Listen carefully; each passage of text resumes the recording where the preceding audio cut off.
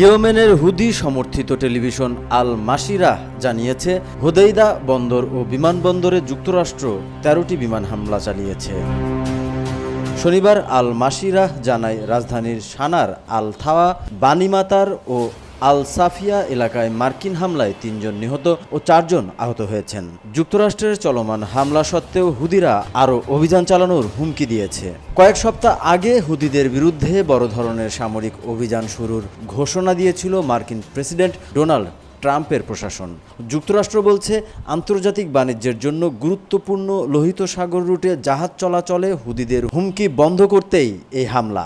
২০২৩ সালের নভেম্বর থেকে গাজায় ইসরায়েলের যুদ্ধ ও ফিলিস্তিনিদের প্রতি সংহতি জানিয়ে হুদিরা ইসরায়েল সম্পর্কিত জাহাজে ১০০টিরও বেশি হামলা চালিয়েছে বলে জানা গেছে। মার্কিন সামরিক বাহিনী বলছে, রাস ইসা বন্দরে হামলার লক্ষ্য ছিল হুদিদের সরবরাহ ও অর্থায়ন বন্ধ করা। ইরান সমর্থিত এই গ্রুপের বিরুদ্ধে ১৫ মাসের অভিযানে এটাই সবচেয়ে ভয়াবহ হামলা।